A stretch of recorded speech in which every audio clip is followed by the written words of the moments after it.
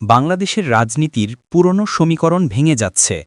বিশ্ববিদ্যালয়গুলোর সাম্প্রতিক ছাত্র সংসদ নির্বাচনের ফলাফল সবাইকে নতুন করে ভাবাচ্ছে, আর এর প্রভাব পড়তে চলেছে জাতীয় নির্বাচনে।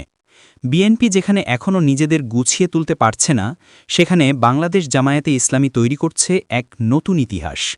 সম্প্রতি দেশের বিশ্ববিদ্যালয়গুলোতে হওয়া ছাত্র সংসদ নির্বাচনে ছাত্রদলের ভরাডুবি যেন বিএনপির জন্য এক অশনি সংকেত। রাজনৈতিক বিশ্লেষকরা বলছেন, যদি এই ধারা চলতে থাকে তবে জাতীয় নির্বাচনেও একই ধরনের ফলাফল হতে পারে। এই প্রেক্ষাপটে জামায়াতে ইসলামী তাদের নির্বাচনী পরিকল্পনা নতুন করে সাজাতে শুরু করেছে। জামায়াতের কৌশল এবার সম্পূর্ণ ভিন্ন। তারা দেশের প্রতিটি আসনে সৎ, যোগ্য এবং ক্লিন ইমেজের প্রার্থী দেওয়ার প্রস্তুতি নিচ্ছে। তাদের লক্ষ্য হচ্ছে আগামী ফেব্রুয়ারির জাতীয় নির্বাচনে অন্তত ১০০-র বেশি আসন নিশ্চিত করা। শুধু তাই নয়, যদি তারা এনসিপি ও অন্যান্য ইসলামপন্থী দলগুলোকে নিয়ে জোট গঠন করে, তাহলে এই জোট ১৩০টিরও বেশি আসনে জয় পেতে পারে বলে রাজনৈতিক বিশ্লেষকদের ধারণা। বিশেষ করে যদি আগামী নির্বাচন পিআর পদ্ধতিতে হয়, তাহলে জামায়াতের জন্য তা হবে এক বিশাল সুযোগ। কারণ এই পদ্ধতিতে ছোট ছোট দলগুলোর ভোটও সংসদে আসনে পরিণত হয়। অন্যদিকে বিএনপি এখনও নানা অভ্যন্তরীণ সংকটে ভুগছে। তারেক রহমান দেশের বাইরে প্রার্থী চূড়ান্ত করার কাজেও তারা পিছিয়ে। অথচ জামায়াত ৩০০ আসনের জন্য প্রাথমিক প্রার্থী তালিকা অনেক আগেই ঘোষণা করেছে।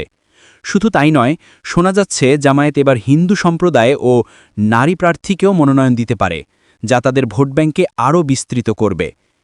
এখনই জামায়াত তাদের প্রার্থীদের মাঠে নামিয়ে প্রচারণা শুরু করে দিয়েছে। ভোটারদের দ্বারে দ্বারে গিয়ে তারা নিজেদের প্রার্থী পরিচিত করাচ্ছে। রাজনৈতিক বিশেষজ্ঞরা মনে করছেন, যদি এই গতিতে জামায়াত প্রচারণা চালাতে থাকে, তবে ফেব্রুয়ারি মাসে তারা আরও ভালো অবস্থানে পৌঁছে যাবে। মানুষ এখন প্রার্থীদের ব্যক্তিগত ইমেজকে বেশি গুরুত্ব দিচ্ছে, আর জামায়াত যেভাবে ক্লিন ইমেজের প্রার্থী বাছাই করছে, তাতে বিএনপির জন্য এই নির্বাচন সহজ হবে না, বরং তারা কঠিন প্রতিদ্বন্দ্বিতার মুখে পড়তে পারে। এমনকি কেউ কেউ বলছেন, এবার হয়তো জামায়াত এককভাবে এমন এক চমক দেখাতে পারে, যা বাংলাদেশের রাজনৈতিক ইতিহাসে নতুন অধ্যায় রচনা করবে।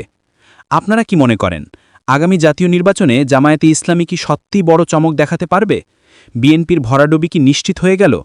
আপনার মতামত কমেন্টে লিখুন, আর ভিডিওটি শেয়ার করুন যেন অন্যরাও আলোচনায় অংশ নিতে পারে। আমাদের চ্যানেল সাবস্ক্রাইব করতে ভুলবেন না, কারণ আমরা আপনাদের সামনে আনব বাংলাদেশের রাজনীতির ভেতরের সব খবর, বিশ্লেষণ এবং আপডেট।